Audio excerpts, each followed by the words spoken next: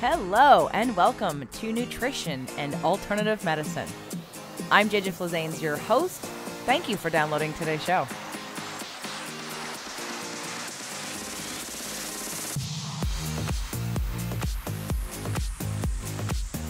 Today's show is very special to me. It is an interview with the Harville Hendrix, who was the creator of imagotherapy over 30 years ago. I was supposed to interview Harville and Helen on this episode, and in fact, I've got a video version of it, which is not up yet, but will be on YouTube in the next, I'd say, 30 to 60 days. So you guys are getting the absolute best preview because I'm able to edit.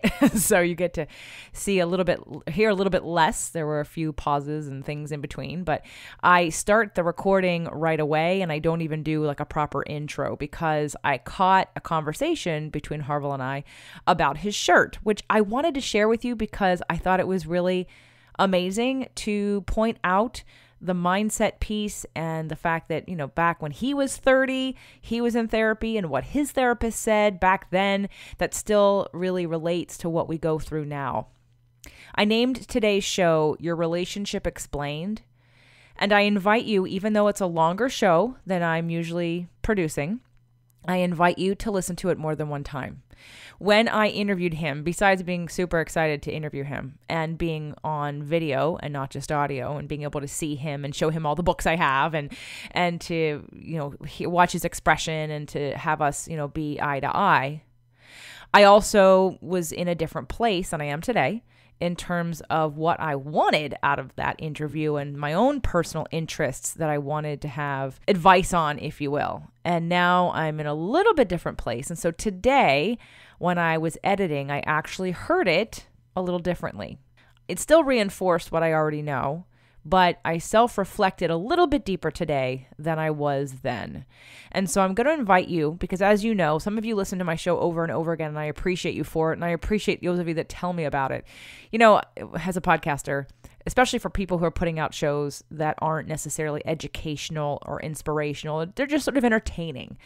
I don't know that those people go back and listen to their own shows. But when I'm giving information or I'm interviewing someone like Harville and I'm making notes, if it's like a top 5 something or other or 7 tips to this, that, and whatever, when I'm listening to it, when I'm editing, I'm taking notes again. And I'll often get done with the show and think, that's a really good show. Or think, wow, I need to listen to that again. So I am a listener of my own show sometimes, not for me, although sometimes for me. Sometimes I can go back and listen to a show I've recorded and think, wow, that was really smart of me. I was in a zone that day and I needed to hear that again. So I'm going to invite you to listen to the show more than once, even though it is long. And even though it's probably not going to happen all in one clip for those of you that are driving while listening to podcasts, but I just invite you to the end because I messed up something at the end, which was perfectly timed. It got me to ask a question about my past relationship that I didn't even know I wanted an answer to, but I got to hear Harville's answer and it was perfect. And I manifested the exact situation. In fact, while I look forward to meeting Helen and to interviewing her and to working with her at a workshop in the near future, I really wanted to interview Harville.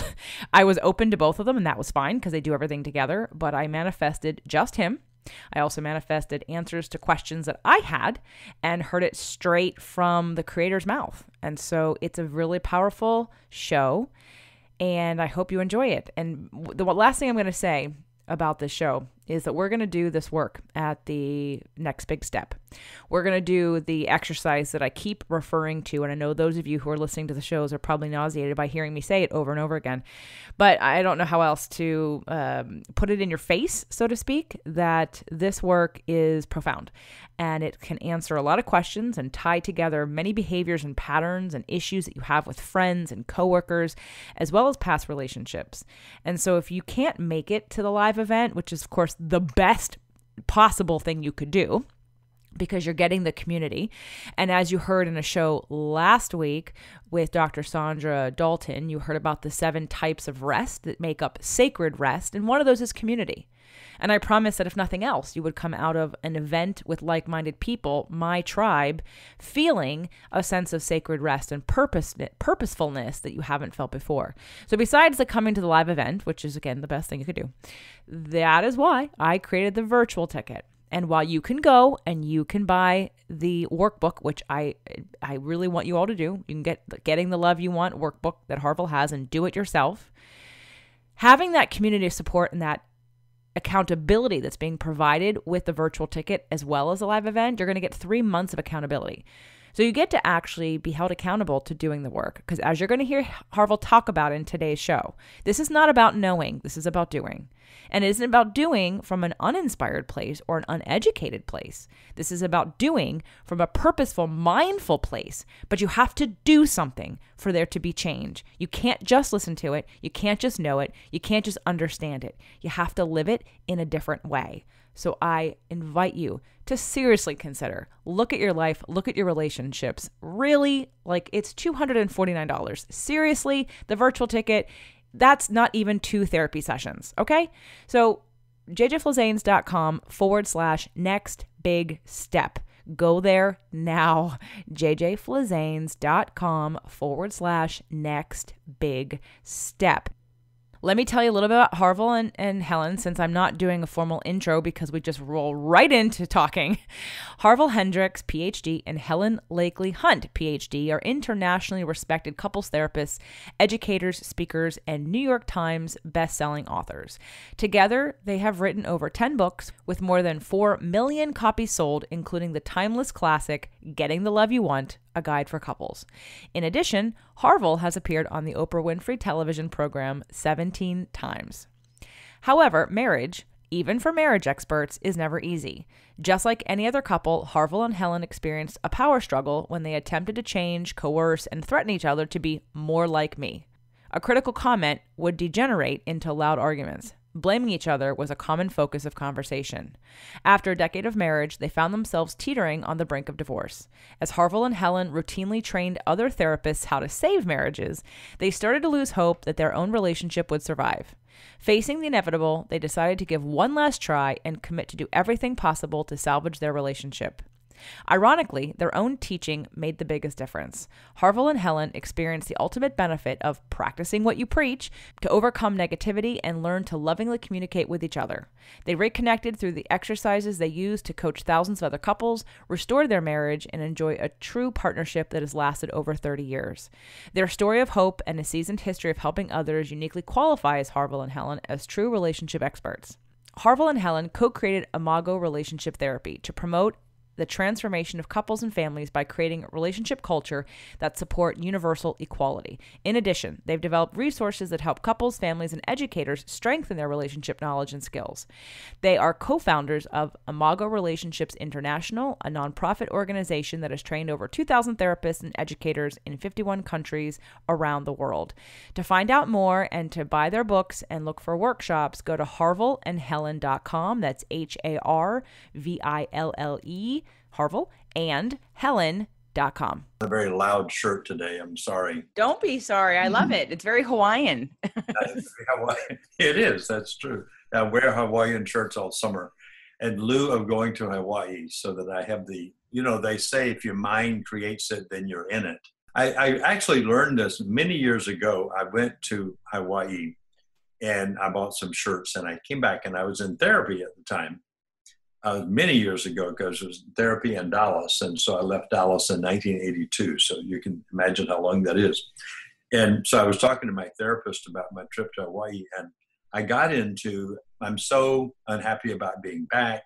It was so beautiful there in Dallas. I lived in Dallas at the time. It was before I moved to New York. But actually before Helen and I married.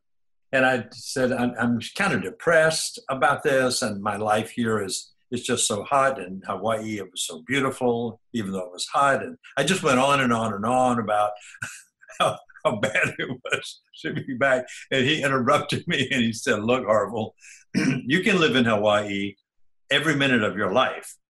Just go put on your Hawaiian shirt and why don't you put a palm tree up in your backyard?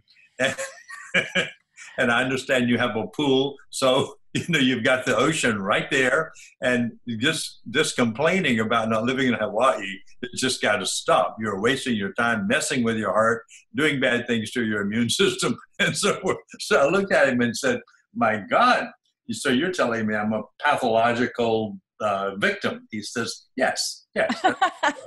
So I took him seriously and realized I don't have to be in Hawaii to have good thoughts. Exactly. Yeah. Yep. That was a change in my life. One of my big therapy breakthroughs. That was great. I love Charged it. me immensely. I love it. Thank So, you.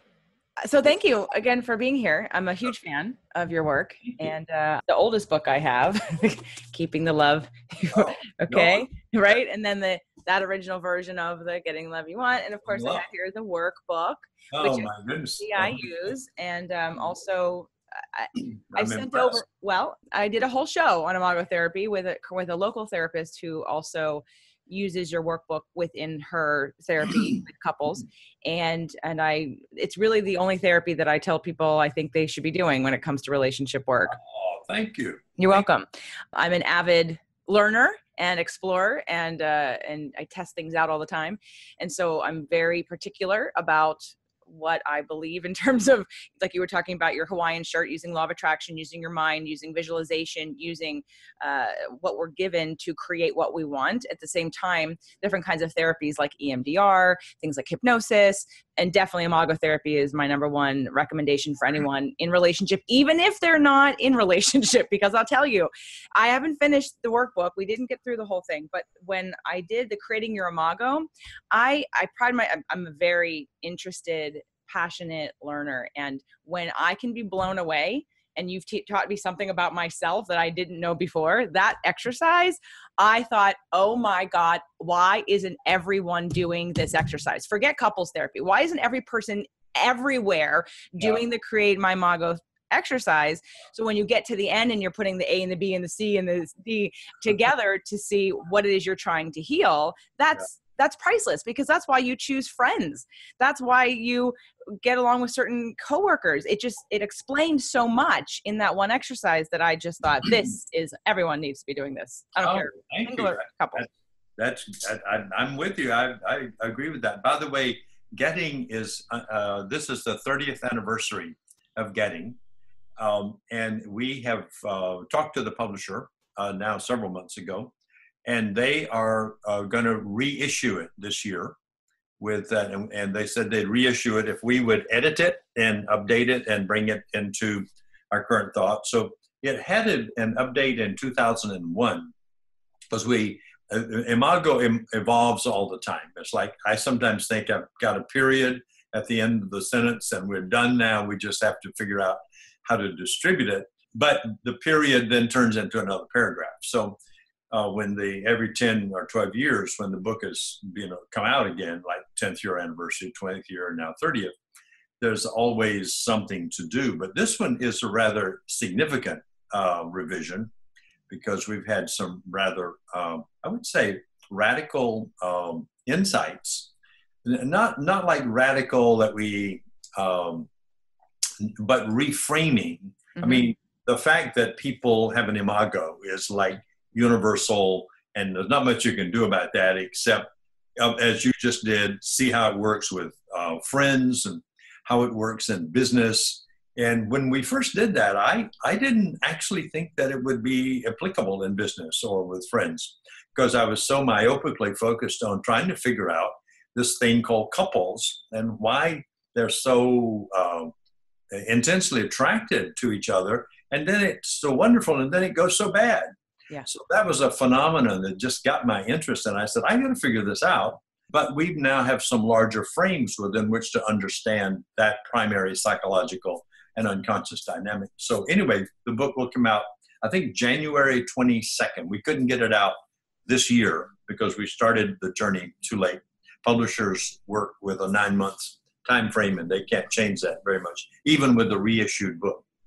So it'll come out again then, and just to let you know that if you got the old one, the new one is on its way. And well, I know there's another one. I know that there's a red cover that's more updated than this one, right? The 25th anniversary or 20th anniversary. We're still behind. That's 201, I think.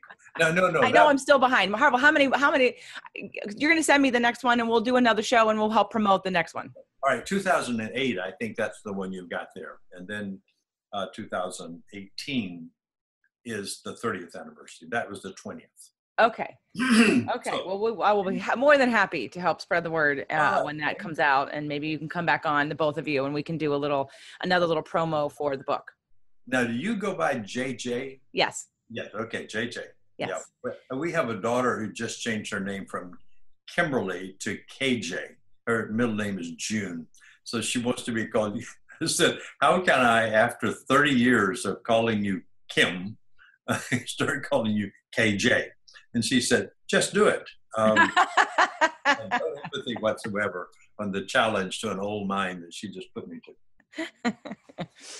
Well, I have the list of talking points that you and I can talk about that was sent to me by your team. And I want to go through some of those, but I want to get a little bit deeper with some of the things, because the people that have been following my show and me have heard about imago therapy. Some of them may have done some of the exercises, some from the workbook. So I want to be able to skim the surface for the people that are listening right now or watching this right now that are new and have never heard of this before. I'm going to do a little intro before I publish all this, and I'm going to read your bios. It's on the back of one of these books. So Okay. I'll do a proper introduction. And yeah, let's start at the beginning about imago therapy and how and you can correct me, this is what I say about imago therapy, that my understanding from years ago when I first got introduced to your work was that the idea that we choose our partners to heal the wounds of our past. Yes? Yes. Okay, that alone is all I needed to hear Yep. to say, okay, there's an unconscious, subconscious reason why I'm attracted to you, because Right. you represent the Yes. combination of things that I want to heal, and that will be brought out in my relationship. Okay. Yes. So now, obviously, everyone in the world is not conscious of that, right? There are people who live either repressed and depressed in relationship, or unsatisfied in relationship, and there are people that are conscious about that. I think the majority of people are actually unconscious about that and not conscious about that. Yeah. So your first question, your first talking point here says, why do we fall in love? So why do we fall in love? Well, the primary reason we fall in love is very unromantic. Although when we fall in love, we call it romantic.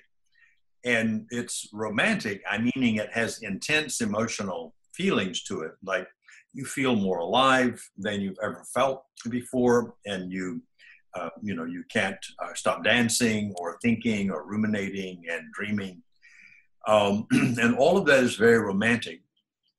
But what is actually going on underneath that is that in your unconscious mind, or at the level out of your awareness, you have met somebody who is a facsimile of, not identical, but a facsimile, I'm close enough picture, sort of like an impressionistic painting, of the major traits of your caretakers, whoever they were, mom and dad, so parents, but sometimes we use caretakers because sometimes children were reared by a sibling, or they were reared by, they were foster kids, but whoever was there. So we call them caretakers, and especially in the first 3 years of life.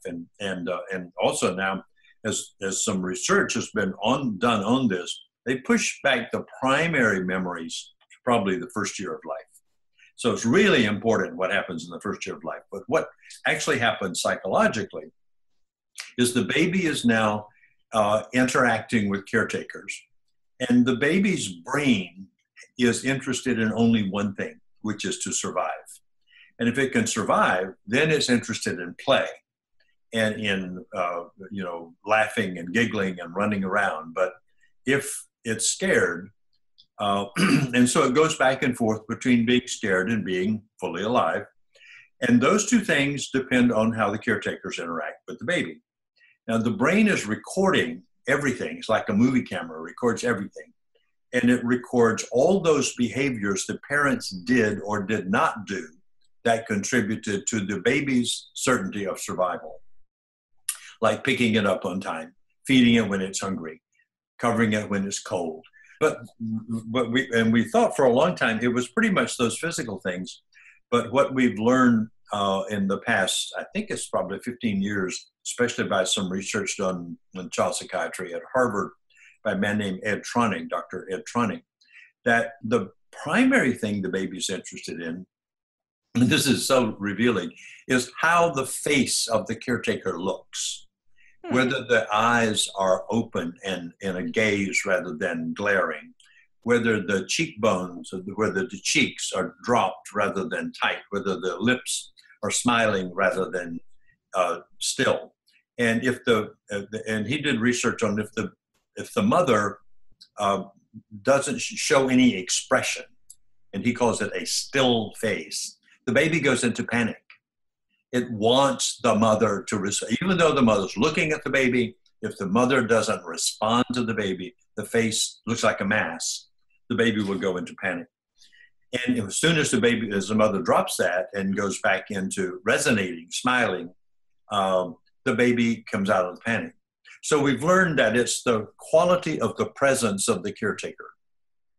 So in the research we've done, and this also is amazingly complemented in relationships, when you're engaged emotionally, everything is great. If you turn away, then that triggers the survival response.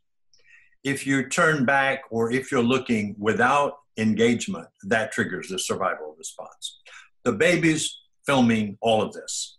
So the primary thing that the baby gives energy to are the things the parent does that injures survival or doesn't do, which is needed for survival.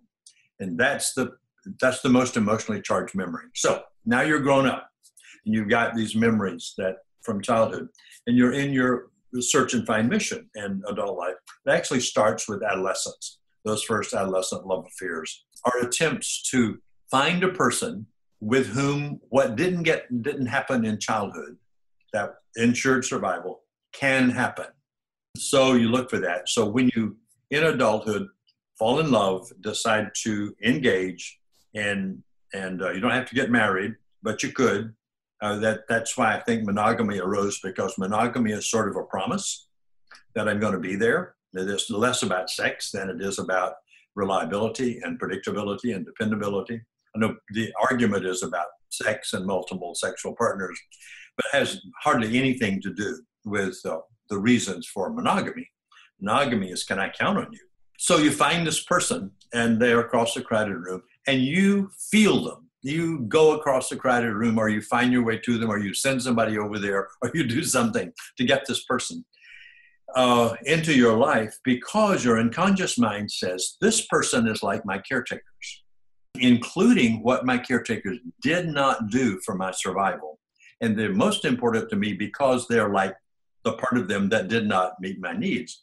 Now that I'm connected to them again, I'm going to get those needs met. Yippee! I got to get over there and get connected to you, because now you're going to give me the hugs you didn't give me, the presents you didn't give me, the warmth. You're going to be responsible and reliable, and all the things that I didn't get, which I complain about all my partners. They don't do all that stuff, but now you're going to do all that stuff. So you fall in love because you've met somebody whom your unconscious says will give you all the needs you didn't get in childhood. And now you're going to survive.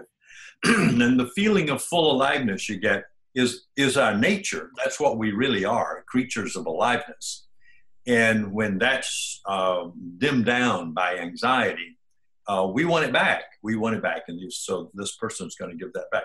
So it's an amazing experience to fall in love, because it has to do, A, with survival primarily, and then B, with the experience of who we really are, which we feel before before the light goes out again in the power struggle. So that's a sort of a long answer to the question, but. Oh no, I love your long answers. Keep going, because I've talked about this. It's in your books, but it's coming from you, and that's what I want to share with people, because it's you. You've written the books. You've started the movement. You created Imago. So now, let's say people get into these relationships and they get married or they don't get married, but somewhere along the line, as you say. So let's talk about the next stage. You said it goes bad. So why does it go bad? Well, it goes bad, and this is the almost tragic comedic part of falling in love. It goes bad because the person you fell in love with can no way in hell meet those needs, because when they were little, their caretakers trained them in such a way that the parts of themselves you need were sort of not developed in that person because of their relation with their caretakers. So you fell in love with them because they're similar to the people who didn't meet your needs, and therefore they have the same deficit that the caretakers had. So when you say, okay, you know, you don't unconsciously, consciously you do not know what is going on in the unconscious. So now I'm in love with you and we're together. And now, what about that, thing that I didn't get in childhood? When are you going to hug me? Or when are you going to take initiative? Or when are you going to call me back on the phone? Or nowadays, answer my text as soon as I send it. We have a daughter that's not married. And she writes me every time her boyfriend, especially her new boyfriend, says, I wrote him a text and he didn't text back for 2 hours. Right back and said, maybe he was busy. And because when he wrote back in 2 hours, he was so excited to get your text. Yeah, but he waited 2 hours to respond. So apparently in her childhood, she didn't get an immediate response. I keep telling her, every time you tell me about this, I remember how bad my parenting was. She said, well, anyway, so we get into that. So these people, the person you fall in love with can't meet your needs as they are. Now, here's where the magic of a committed partnership, usually called marriage, but it can be in a committed partnership which you're not married, if certain things like marriage are part of that, like I'm going to hang out and we're going to work this through. So I have a need for, say, more physical contact. Didn't get enough. Or emotional intensity. Didn't get enough. So I'm going to say, when you tell me you love me, we just say it with a warm and kind and energetic voice. So I know that you're feeling the love you're telling me you feel. Or when you hug me, would you really hug me and don't just make it mechanical? Well, I'm probably touch phobic. And that's why I don't hug you tight. And I'm probably got my feelings are regulated and suppressed, because in childhood, that's how I had to survive. So I'm said, I'm just not a hugger. And I just don't do strong feelings. I gave you a card and I sent you a present. I took you to dinner and we went to Paris. But these, intense hugs and emotional expressiveness, I just don't do that. I'm a more logical, contained person. I go into all my rationale to deal with my wounds in childhood, which was don't be expressive and don't touch, because touching was painful apparently for you as a baby. So here's the magic now. So let's say my partner wants emotional intensity when I talk to her, especially about her. If I will just practice doing that, and I'll say, okay, I usually don't push up, but I'm going to say, I really love you, and I really, really, really think you're beautiful, and I'm so glad we're out this evening to do that. If I will push through, I'm pushing through a defense against that which I developed in childhood, and eventually, and not too long if I'll do it regularly, I'll start feeling the intensity. It won't just be intensity. It will trigger a neurochemical in my brain called endorphins, and occasionally maybe a little dopamine. And I'll start feeling my words. They won't come from the left brain. They'll be coming through the right brain. They'll be supported by the neurochemistry that's produced by the words themselves. So guess what? By responding to my partner's need for emotional intensity, I get my feelings back that I had to shut down in childhood. So my partner's need calls me in and gives me an opportunity to evolve a part of me that I shut down. We call it, I recover my wholeness. So here's the thing that makes many people say that sucks, is my partner's deepest need is my greatest opportunity for growth and healing, myself.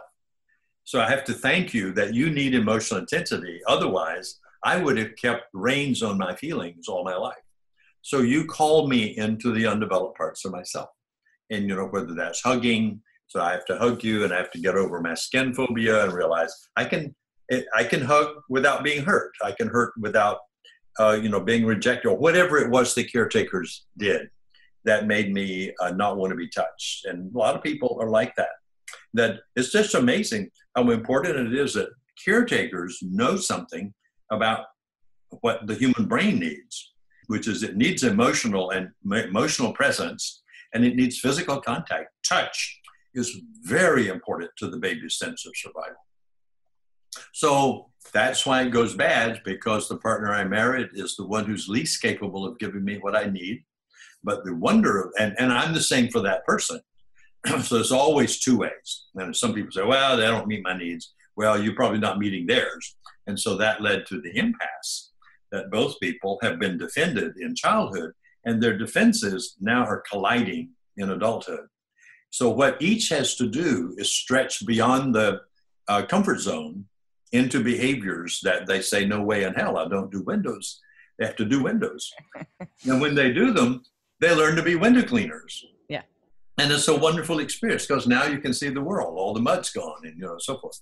So I think that's why I keep in this work, is because that incompatibility. So what Helen and I now call it, and I wish she was here because she could add so many wonderful stories to this. We call it incompatibility is the grounds for a great relationship. And in fact, compatibility is the grounds for boredom. And if people marry the person they've fallen in love with, they will always marry an incompatible partner. And that's in the service of the mutual growth of both.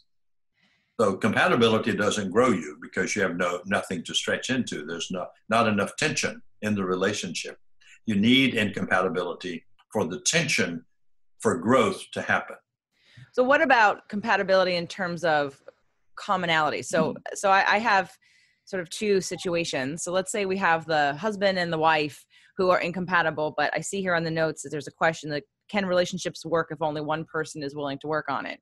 Before getting into Imago a little bit deeper, I took on the idea that you choose your partners to heal the wounds of your past, and I started working on my own wounds. And I believed and took responsibility for every possible thing I could do, from the way that I thought, from what I projected, from what I visualized, how I reacted.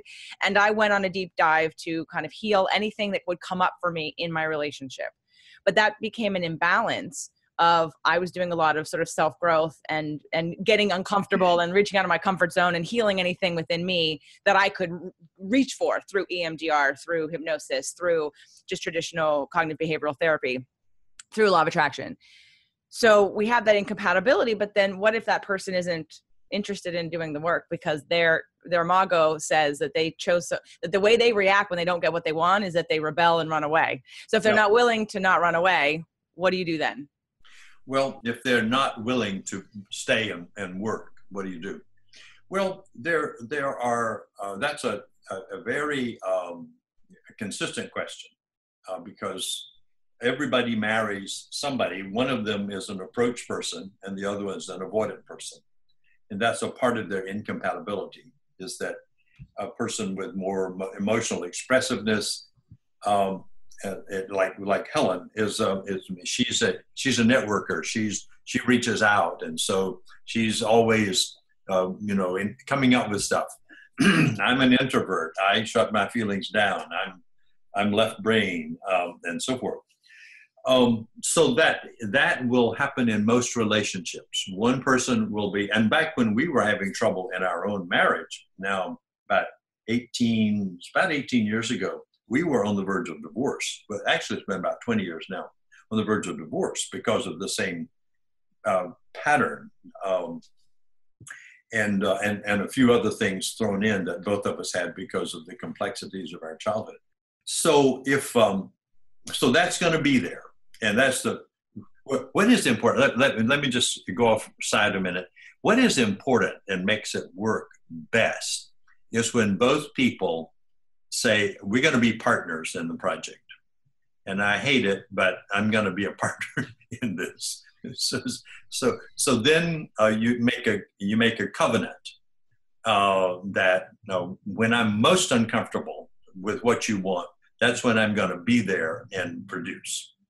But if I don't have a covenant, then when I get uncomfortable, I'm going to go to my childhood defenses. So this is why we work to create conscious partnerships, that you're partners, damn it, not competitors in the relationship. But if one person won't show up, then what the other person can do who is aware of the dynamics of a relationship is that they can be different in the relationship. Like the initiator, who is always showing up with the introvert, can really understand that the introvert is not avoiding them. They are protecting themselves from the intensity of engagement because they unconsciously need that to survive. So you regulate how you show up. And one of the ways the initiators show up that messes it up is to say, why don't you, and let's go to a therapist, and why don't we plan more time together, and when are you going to stop watching TV or stop writing your book or stop working so late? Like, they guilt them to high heaven, thinking that that person is now going to say, oh, well, thank you for, wanting to be with me, and I'm going to shut down my computer and come home early, and we're going to have a wonderful time. They're not going to do that because they're not aware of what is going on in themselves when somebody invades their space, or what they experience as invasion. So the more aware person has to know what the dynamics of relationships are. And if you don't follow them, you're going to just make matters worse. That's why we say to a partner who comes to a workshop without their partner is, we're sorry that your partner's not here. You cannot go home and teach your partner this workshop. You must go home and be with your partner what this workshop says you should be. And everybody's a minimizer and a maximizer. And if you're a maximizer, you're going to have to kind of contain your energy. If you're a minimizer, on the other side, you're going to have to rev up your energy. Like if you're a very active networking person is getting their needs met somewhere else, because you're not showing up, you're going to have to go and show up. So one person who's conscious of the dynamics can change the dynamics, but they can't change it by getting the partner to change. Correct. They can only change it by changing the relation partner. What that does is produce two possible outcomes. One we've discovered is that it will produce a negative outcome, because the partner is experiencing a change in you, triggers their anxiety. They don't know what the hell's going on, so they get the hell out of there. And the second thing it can produce is curiosity. Like, what are you taking? What are you on? Did you go to a seminar? Gosh, you've been so kind and warm for the past week, and I've experienced you just kind of letting me have my space and not criticizing me for it. In fact, the other night you told me, why don't you go watch some TV and take some time to yourself? And this introvert is saying, wow, I can do this without guilt, and so forth. Or you can reverse it, whichever. It takes too long to go through the scenario of both sides. But the bottom line is, one person can make a dramatic difference, but you can't predict the outcome. Right. Yes. No, most of the time, the outcome will be positive, because becoming a safe person for your partner makes them curious. But sometimes it triggers something deep in them, and they then have to get distance, even though you have not invaded their space. They just wonder what's going on with you. Are you having an affair or something like that because you're treating me so nice? Or what are you trying to make up for? Or they go into all of that. Yeah. But the other person, it just says, well, tell me what's going on. Or thank you very much. I'm glad we had this dinner, and that we kind of didn't talk about our relationship for once. So we just talked about, going to Paris or something like that. Because usually the initiating person wants to talk about the relationship. Why aren't we doing so-and-so? Why don't we do more and more? And the other person don't want to talk about it at all because they feel so, engaged about that. So it's a good thing. But I'm spending a lot of time on this. So I just want the listener to hear that you can make a difference, but you cannot do it by continuing to expect your partner to change and respond to your pleas. You have to be different so that they become that breaks the dynamic, of the impasse. So I definitely had experienced that with some of the work that I had done to be different, and saw an energetic change of like, I'm calmer, therefore you're calmer. I'm not, in your face telling you or educating you or wanting to pull you. And there was, and that. And so I definitely also teach and tell people and show people that, there is so much power that you still have within a dynamic that you can work on, that most people don't work on. They just want to blame the other person for not being different. Right. But if you kind of take responsibility, even from just the way you think about them or the way that you feel about yourself or how you react to things. I noticed when I was defensive that I thought, oh, well, that's something in me. I have to, what's the ideal response here? The ideal response is that I don't get triggered and that I feel safe and that I feel calm and I feel centered and I feel love and I don't need to defend myself. So let me go work on that. And so for this whole time, though, I've done a lot of I'll take the lessons and I'll go work on it myself. And what I didn't understand until I actually started doing the work with a therapist, doing the Imago work and reading the book, because I hadn't read the book at that point because I had to held on to your books because I'm like, okay, I can't wait to do this work. I'm the student. I'm like, let's do this work. Let's do this work. I want to learn. I want to grow. But I also thought I had to do it with a partner.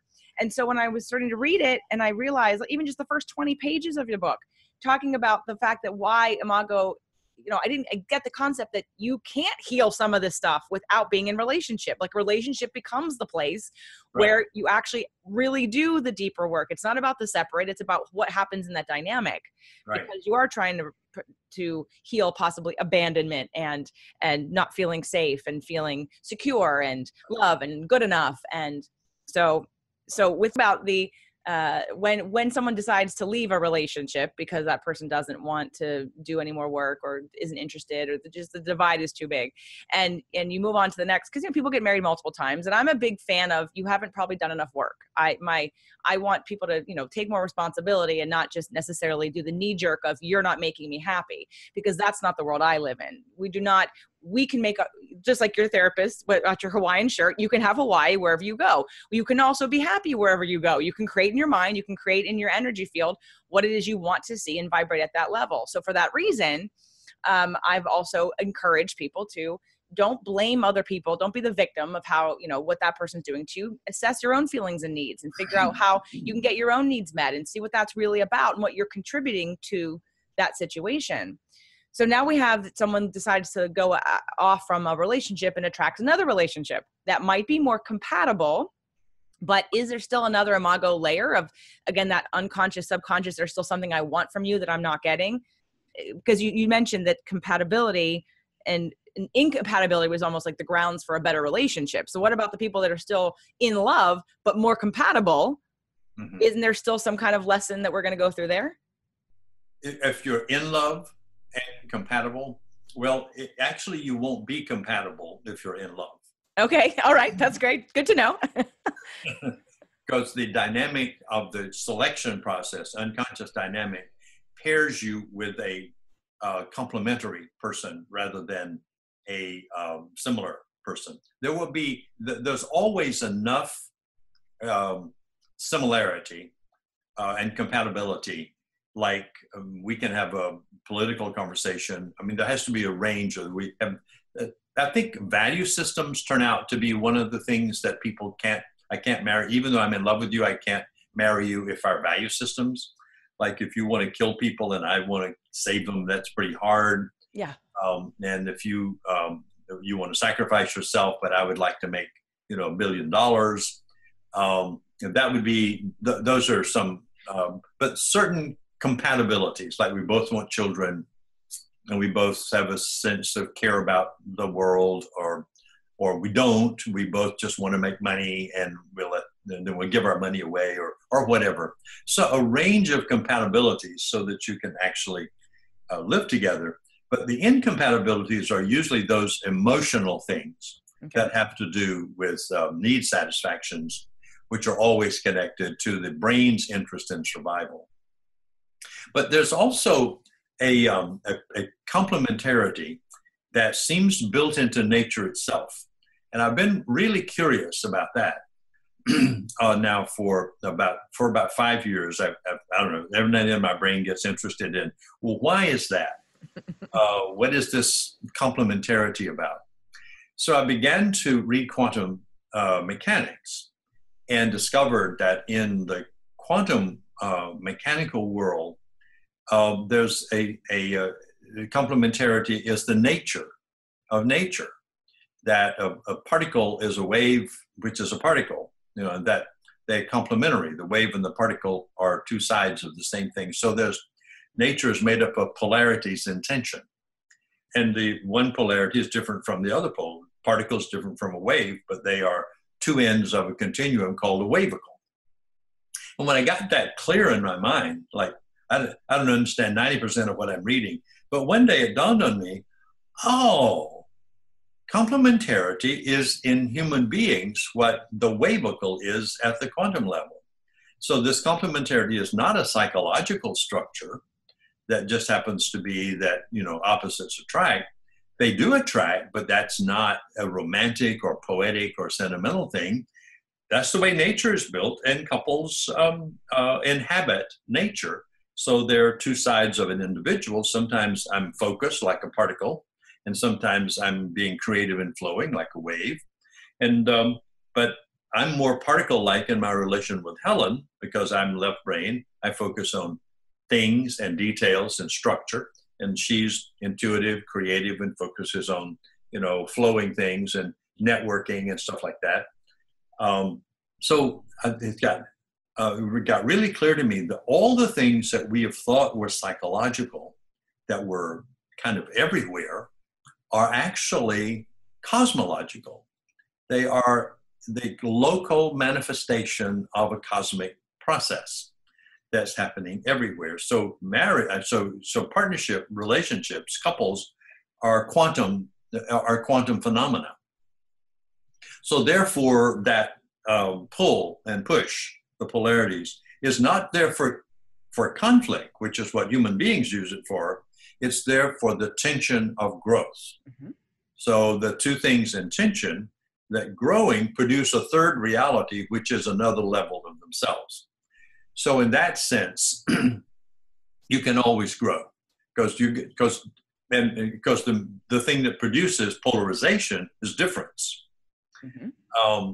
And you can, when you discover another difference, like the other day, Helen came up with something. It's like, where did that come from? We've been married for 37 years, and you want to do what? So I could stay with that and, get mad about that or criticize her for that or just not participate in it.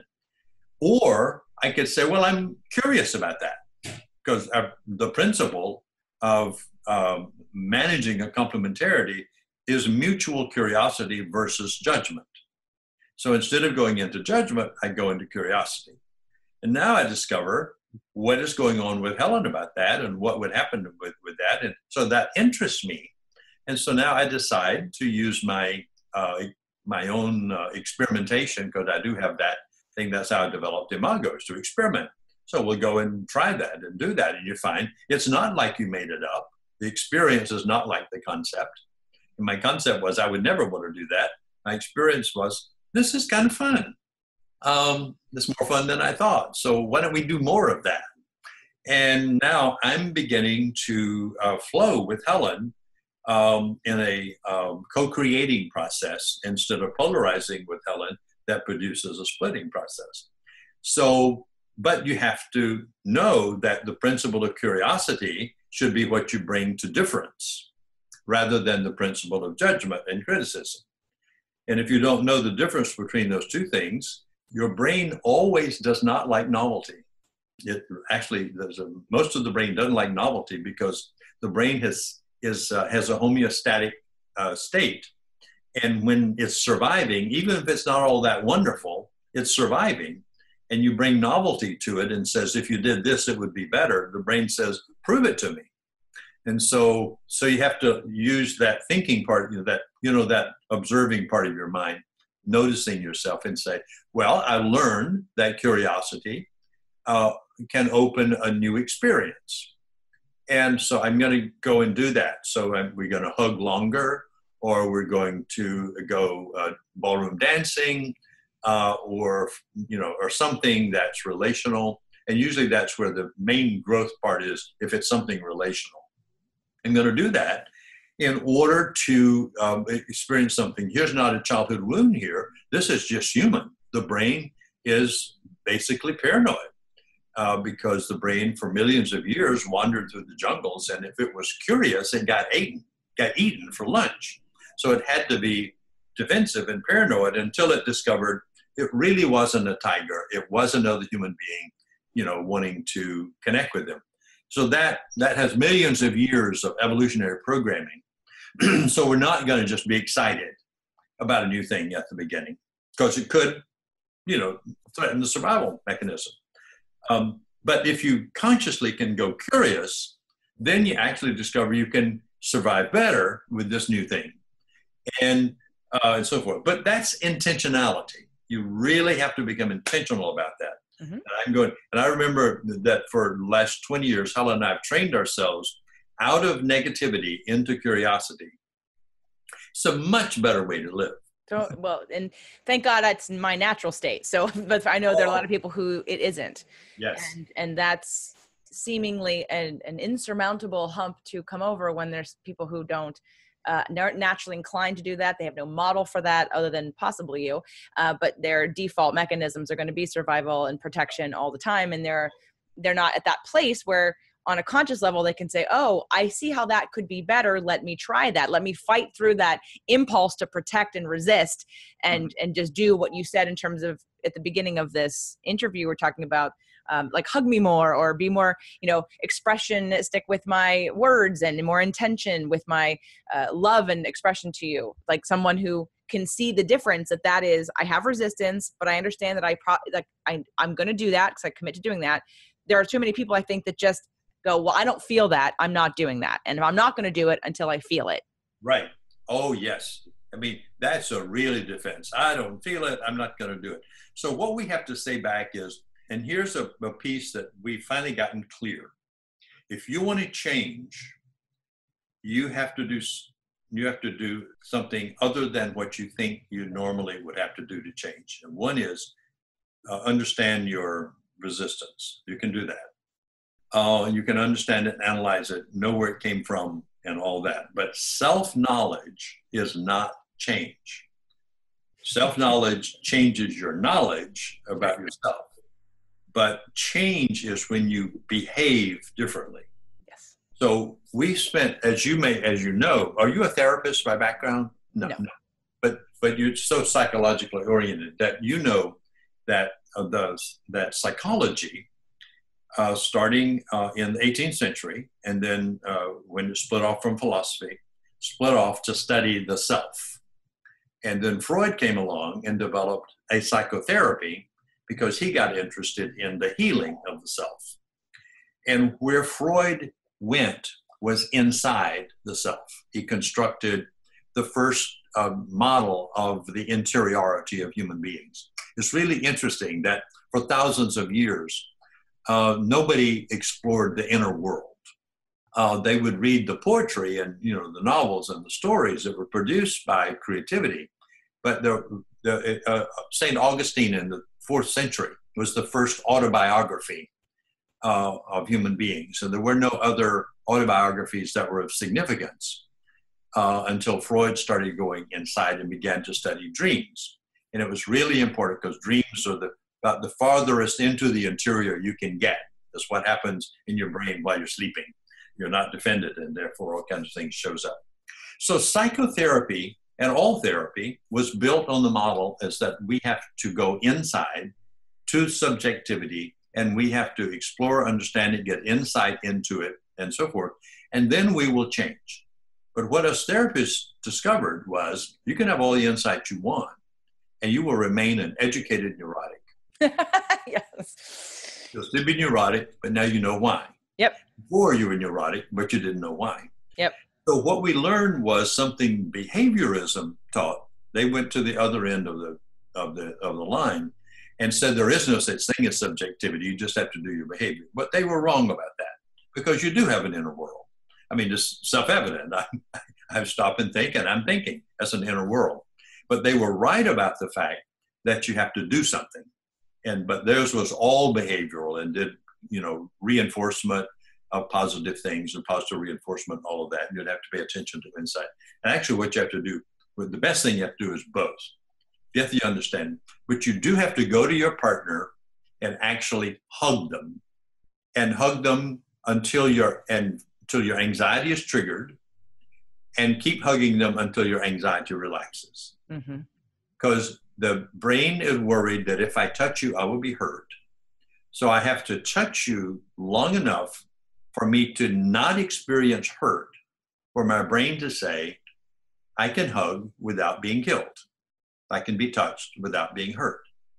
In fact, it feels better.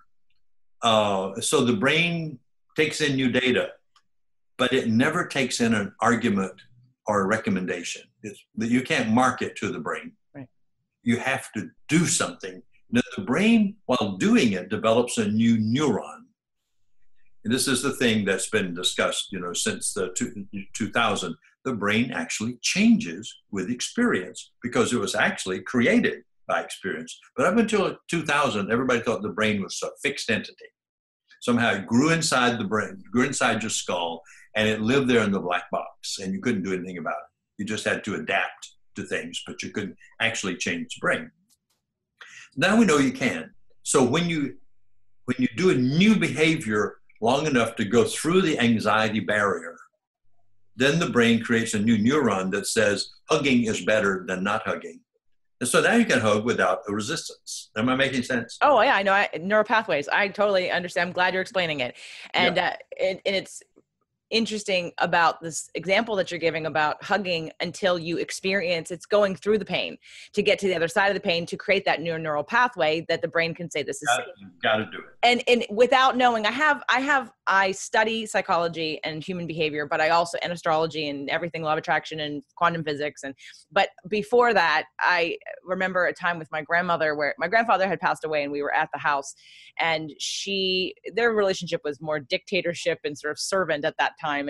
And so I wanted a piece of paper and a pen to write something down. And I went to put my hand on a drawer to pull the drawer open, and she slapped my hand because it was messy. The drawer was messy. So she wouldn't let me open the drawer. And I didn't do it in the moment, but afterwards I thought what I really wanted to do was to pull the drawer out and dump it on the floor, to have her freak out and then calm down and realize it's just stuff. Like, it's not a big deal. I didn't do that and she would have had a heart attack, but that was my impulse to want to go through that sort of immersion therapy of like, okay, what's the worst that can happen? It's messy. What am I going to do? I'm going to make it messier. What's going to happen? You're not going to die. And everything's going to be fine, and we'll put it back together again. Yeah. So that was sort of one of my impulses to do that, but also the understanding that the new neural pathways. And for me, I harp on healing. Like, what is healing? Because while I am a big proponent of therapy, I'm not a proponent of all kinds of therapies and all kinds of therapists. Because what I find is, like you said, people get very educated about their issues, but they're not actually different. So to me, healing means you are different in the same situation. So you do what you need to do to stand in the same exact situation. You don't avoid situations. You don't try to avoid that person or that stimulus or that trigger or that trauma. You face it. And when you can face it and you are different, you are healed. And that is the goal, not to necessarily, be running away from people that upset you. It's to deal with, what goes on? What is that about? Let's get to the place where it doesn't matter. You don't have to try to control circumstances so that you feel comfortable. Right. Yeah. So let me just add to this that, so our exploration and where things keep cropping up is what is healing and how does that happen? And we serendipitously discovered the primary healing process in 1977, the year Helen and I met. And Helen, in fact, initiated it. We've always had a tense relationship. It's either been intensely horrible or intensely wonderful. And only in the past 15 or 18 years has it been, that polarity changed to, it's great most of the time, and then when it's bad, it's not very bad. But in 1977, we were in her living room, and I don't think we'd even reached dating status, but it was more like we liked each other, we were curious, she was interested in what I was interested in cognitively, and I was interested in her and what she was doing. But we were polarized, and we're having this huge argument. In fact, sometimes we say, I don't know how we ever got married. we had knockdown, drag-out battles. Even the night before the wedding, we had one. I even considered not showing up at the wedding because that was so bad, and so forth. So it's a very intense story. But she said, in the middle of our fight, let's stop. Now, one of us talk and the other one listen, and then take turns. And I thought, well, I'm in kindergarten, you know, I've just been given a kindergarten instruction. But we did stop. It stopped me, and she stopped. And we just sat there quietly. And I'm aware that my intensity went down. And then we took turns, and I listened to her. This was actually before I got mirroring down, but just listening without interruption. And she listened without interruption. And then I'm working with couples in the clinic. So I say, I think we've been working with couples. We've been engaged in these conversations about their problems and how they can solve them. But this talking like this, I don't do when in the clinic. So I went to the clinic and said to George, now you listen while Mary talks and don't interrupt her. And Mary, when she finishes, vice versa. And so Helen was actually the inventor of what we now call imago dialogue, because I started experimenting with that with couples. And then what I learned there, I would bring back to our relationship. And we would try it out and refine it a bit. And I would take it back to the clinic and do more with it. And what one couple was amazing, one couple crystallized all three steps of the dialogue process. And I'm going to get to my point in a minute. And that was, I got them to talk and not interrupt. And then I said to Mary, so what else do you need now? I mean, you talk without being interrupted. And she says, I need him to tell me back what I said. And he said, I said, well, George, would you do that? And he said, well, I wasn't listening too well. Could you say it again? So she said, well, yes, I can say it again. And I encouraged her not to get offended by that, just to say it again, and asked George if he would kind of turn off whatever's in his mind. And so the process was that she wanted to be mirrored. And so it was a smart guy and got it, and he mirrored her. And she broke into tears. She said, that's the first time in my life I've ever felt like anybody ever listened to me, ever. So this was her childhood wound. She couldn't get attention. So we kept working with both of them. Turns out he had never had it either, and he liked mirroring. And then I would ask him, well, what else now do you want? You got mirrored. And she said, well, I'd like him to tell me if I make sense. She wanted validation. And he said, well, I can't say that because you don't make sense. That's our problem. She says, well, you're telling me that I'm crazy. So what got clear to her was, she said, well, I don't want you to agree with me, because he thought if he said you make sense, blah, blah, blah. And she said, I just want you to see the sense I'm making to myself. He said, oh, okay. Well, I can see that you think that, and it makes sense that you would think that given X, Y, and Z. And she broke into tears again. Then we did it with him. I could see he was softening up and breaking into tears. And then finally we got to empathy. And she said, now I'd like you to tell me, how do you think I'm feeling in my world inside? And he said, well, I don't know. And she said, well, just make a guess. And he said, well, given what you said that I validated, I imagine you're feeling sad. And she said, exactly. So here's what we learned from this. When George and Mary learned to dialogue and taught me how to facilitate that with them, my brain is a constructive brain. I was aware I was learning something absolutely valuable, because I saw changes going on in 15 or 20 minutes I had never seen before with a couple. And it had to do with the way they were talking. And so years and years of looking at that finally dawned on me, when people dialogue, their problems go away. Most of their problems have to do with the way they talk to each other, and the way they talk to each other is using negative energy, blaming and shaming, and you don't, and you never have, and I was this and you didn't, and I cooked dinner and you didn't come home, and all of that. And finally got clear as I started reading brain sciences. You criticize somebody, you trigger the cortisol in their brain. They then associate you with danger. And it's like, now there's no way in hell you're going to connect. So you have to change the neurochemistry of the brain. So couples have to learn how to say connecting things like, thank you for fixing dinner. and I'm really glad to be home in time. Glad I could get home. That'll produce endorphin. Now I have a sense of well-being that is triggered by the behavior. But the endorphin doesn't come inside the brain as a result of a thought. The endorphin comes because outside, which is where life is lived, I experience a safe transaction called a connecting behavior. So what we've learned is that if you come down to theory, that what happens with the dialogue process is it's structured so the brain knows what's going to come next. I'm going to talk, you're going to mirror. Instead of I'm going to talk and then you're going to criticize me and I don't know what you're going to say. So you have the structure of predictability. And then you do validation. I'm going to be seen and validated instead of negated. And empathy, which means I'm going to be connected. My emotions are going to be related to without saying, why you're so emotional. I'm just going to say, I can imagine you feel sad about that. What happens is the term we put to it is presence. When I'm fully present to you, then everything inside me goes into a safe mode. My autonomic nervous system, the sympathetic and parasympathetic sides, go into balance. I don't have to escalate or de-escalate anymore because I'm not in a defensive mode. And a guy named Stephen Porges has worked about 30 years on this, and he says safety has to be located in the body, not just outside the body, but in the body. And when safety is located in the body, it's only located in the body if it's safe outside. He calls it social engagement. If I'm safe outside, then my body goes safe inside.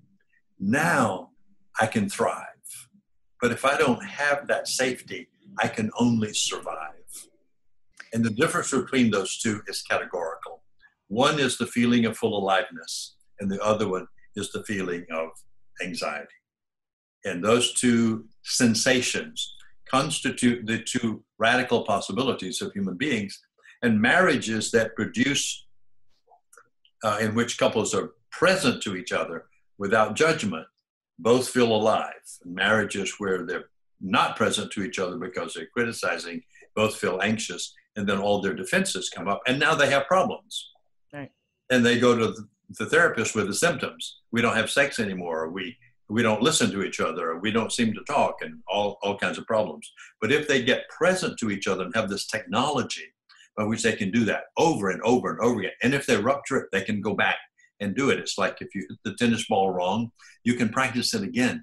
But if you want to play tennis, you're going to hit it wrong, but you have to recover and then practice the right swing until you get it down. And the same thing happens. So we have this thing called zero negativity as a pledge.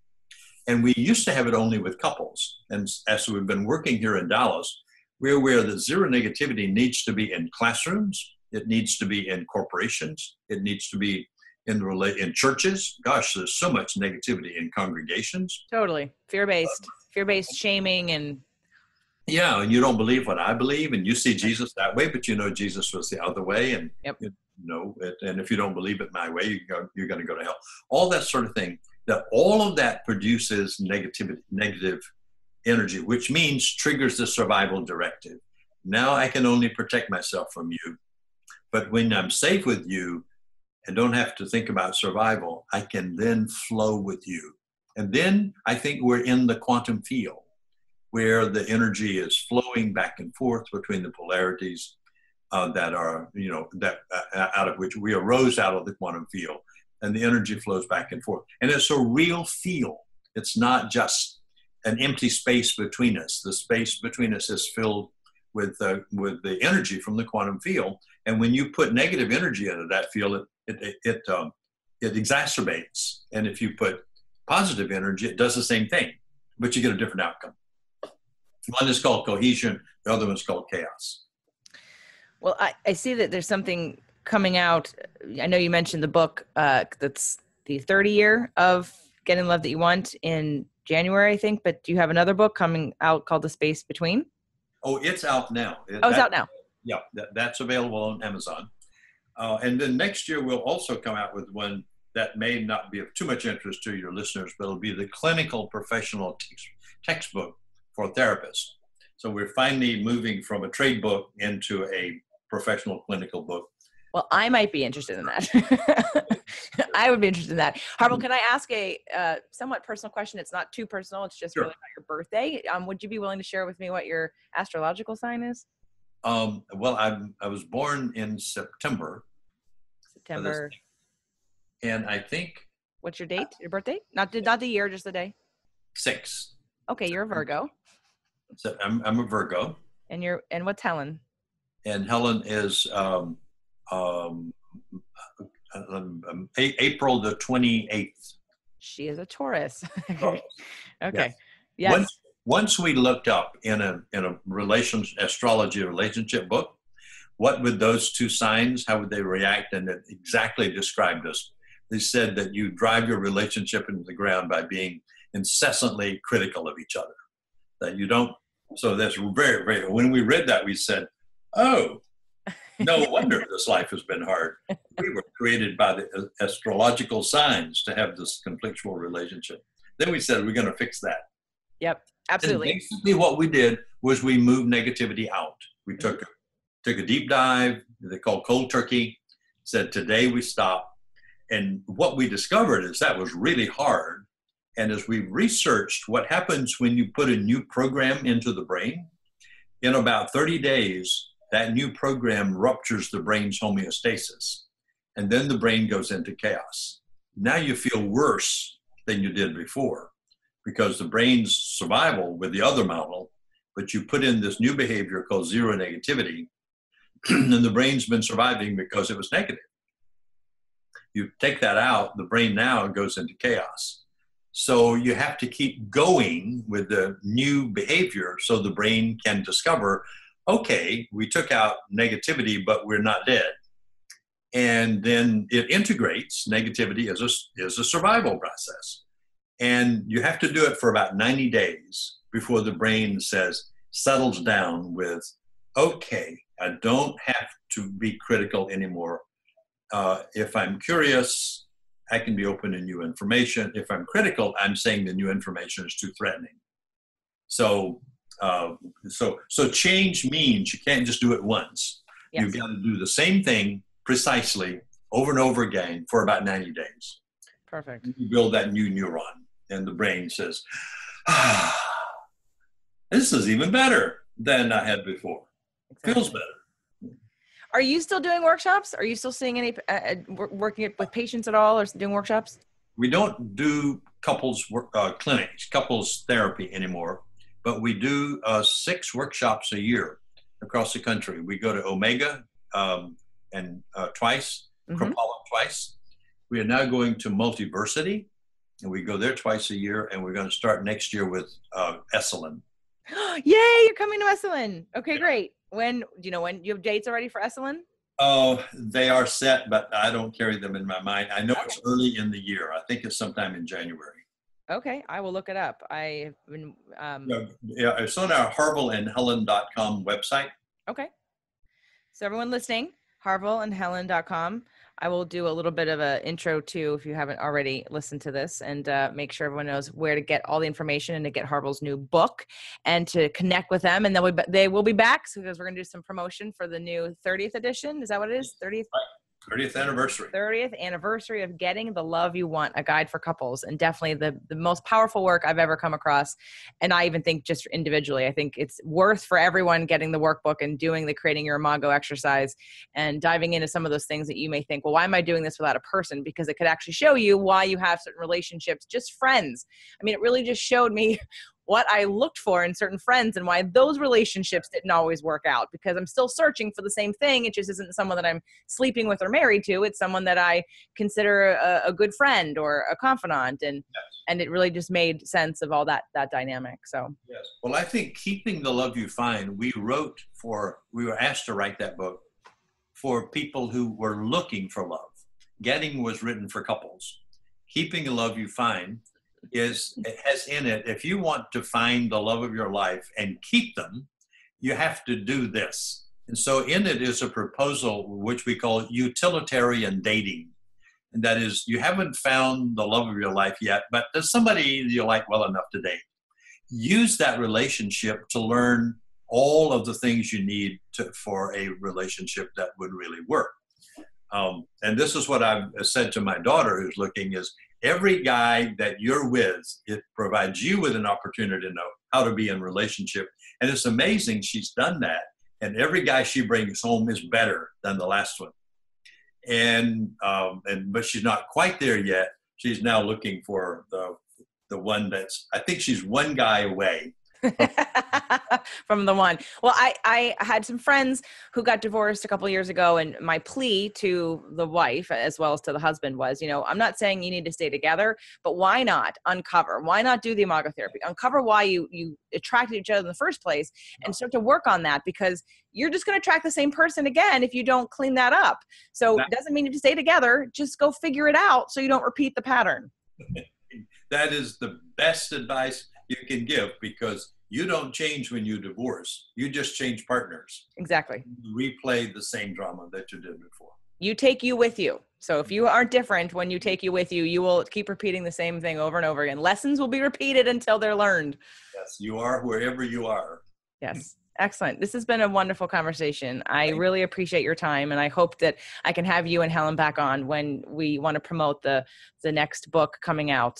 And I definitely will send everyone, there'll be social media posts, and this is going to go on YouTube as well as I'll extract the audio and put it on my podcast. And my listeners are very, very, they trust me a lot. They do all the things I tell them to. So if we want them to go buy the book, listen up, everybody. Get these books, get the workbook, do it yourself. If you're single, do it, because then you're going to understand a little bit more about what you're, and Harville, would you say that someone who's single could do that, creating your imago exercise, and maybe start to reflect on the past relationships and on the friendships, and then start to, if they don't want to repeat that, do their own work? I mean, is there still, besides the imago work, let's say, there's still individual work to be done, isn't there? No, there's individual work done, but it has a caveat to it, that it's not just mental work. You can behave differently in your friendships and with transient lovers. You can behave differently, but you can't just stay in your mind. Like many people, and I have no criticism of meditation and mindfulness, but if you say mindfulness is going to change your life, it's actually going to change your awareness of yourself. But you have to then move into an interactive space to actually change your brain. And so you can do all the mindfulness, and I recommend it, and then go do something, and that will change you. But if you just do mindfulness and think, that's going to change me, nope, you've got to move into the discomfort zone as in behaviorally. Yep. Then the change can occur. So it's the we call it the space between, is where life happens, and that creates the space within. And the space within is the house of memory and imagination. But the outside is the space of interaction that produces those internal memories. And what you want, and this to me was one of the great insights that I had one time with Helen, was I got to decide what kind of memories I want. And I can create them by my interactions with Helen. And if I want a memory of us yelling at each other, just yell at her. But if I want a memory of us connecting, then I have to prize her, praise her, connect with her, keep her safe so that she knows I'm an okay person to be around. And her brain is going to do all this stuff. Helen doesn't consciously say he's not a safe person. The brain says, last time you were with him, it was a bad experience. So she's going to experience herself cautious, or vice versa. So you have to have a history of predictable safety in the interactions. And that's why marriage takes it a long time and some knowledge to ever stabilize, so that you now would never leave it, because it took so much time to get that environment safe. And the other person will have to go through the same training process, because we don't naturally know. As human beings, we don't naturally know how to be safe. We just know that's our deepest desire, but we have no idea how to get there. And we usually think it's other people's fault. But right. We can create our own environment by what we put into it. I use a very mind, body, soul integrated approach. I'm all about integration because information without integration is pretty much useless. Like you said, that's what mindfulness is. If you're mindful of your bad behaviors or mindfulness of your triggers, we haven't changed the trigger. We haven't healed that. Right. So it's very, very important. So everyone make sure to go to Harville's website. I'll put all the links for everything you need to know and check out all the books, buy all the books, do all the books, because it's really. Would you become your publicist? Can I become your publicist? You have no idea. I sent you a show that I already did. I wanted you to listen to it because I wanted you to understand how much I support imago therapy, how much I tell everybody, don't waste your time going to couples therapy. If it's not imago, don't do it, because because you have to take on that responsibility. Because to me, couples therapy, I mean, I work with people all the time, both on a physical level with training and exercise and nutrition, but also on a life coaching level, and even in relationships and with law of attraction and astrology. And at the end of the day, I see people wanting to go, I believe in the therapeutic process, but I don't believe in all therapies, because if you're going to entertain that I'm going to blame you for this and you're going to blame me for this, and it's like all this top level conversation about this is not what's going on. We're not going to get anywhere if it's just a fight and a battle about what you didn't say or what you didn't do. If you can take responsibility for what you brought into this and what's being triggered within you, you start from a place of empowerment and not being a victim. And then there's some place to go with that. And for me, that's my whole brand, is empowerment and taking responsibility for literally everything you possibly can, even how someone responds to you by the way that you use quantum physics and your visualization and your own expectation, that zero negativity of being in that positive place of, if you expect someone to show up negatively, they're going to. But if you can tap into the parts of them that you love and that you're projecting out that positive energy, you're more likely to get that than something else. So it's that integration. And I do really, I'm a fan. I'm a big fan. So I'll be happy to keep spreading the word. I'm your fan now with this interview. That you're amazing. Well, thank you. And I'd love to promote people to come to the workshops as well. I'd like to commit, although I don't know the date yet, but I will be at Esalen because I keep using the excuse that I'm looking for like either me teaching at Esalen, which is in process, or going to something that really, really, it would be a dream for me to come to a workshop with you personally. Yeah. Yes, I would love to do that. So hopefully everyone listening, you can join us at Esalen, hopefully in January of 2019, to do an imago workshop with the Harville Hendrix and Helen Hendrix. Yes, Helen LaKelly Hunt. Helen LaKelly Hunt. Sorry about that.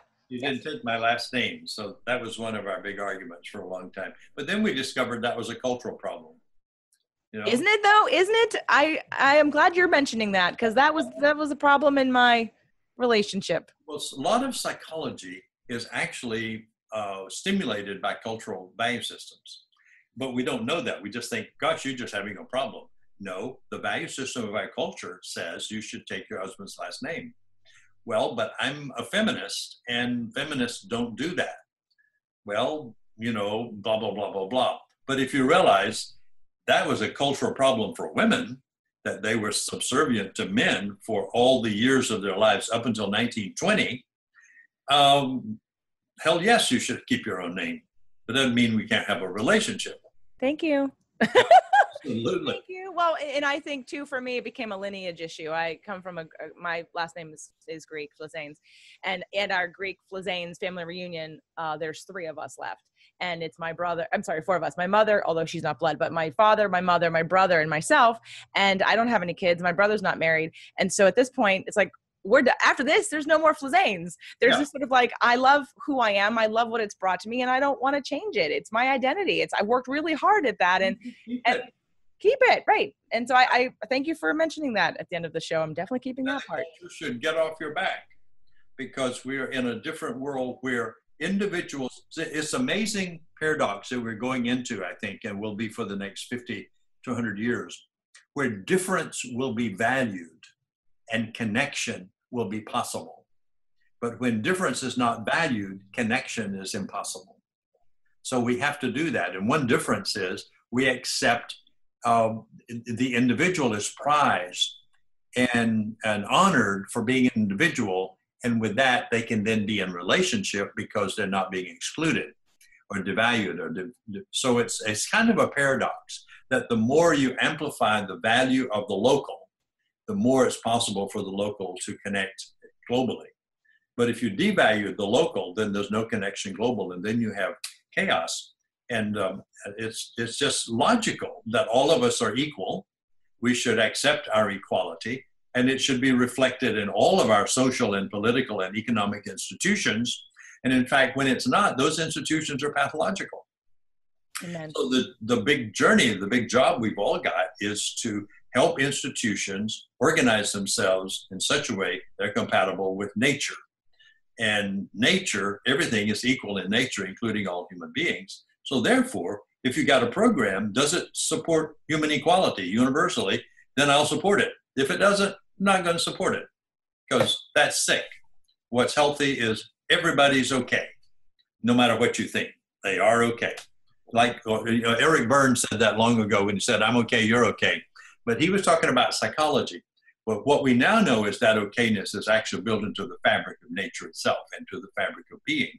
And it's our problem when we don't make the local, i.e. you or me or your gender or your race or your political or religious things, okay. It's our problem. That is, we are the pathological ones, not you. Well, thank you for that. I'm sure people are going, amen on that. We're all equal. We're all good. We're all okay. Yes. That's makes, like you said, it makes logical sense. Laws to support that. Yeah. And it should be. Yeah. Should be. Well, thank you so much, sir. I look forward to connecting with you and your lovely wife in the near future to promote your book. And I really, really appreciate you taking the time out today for both me and my audience. And I will be meeting you sometime in the near future in person at a workshop. Well, Helen sends her regrets that she couldn't come at the last minute, and you all missed something wonderful. Maybe you'll get to see her next time. I would love to. Thank you. Thank you. Bye-bye. JJ. Bye-bye, Harville.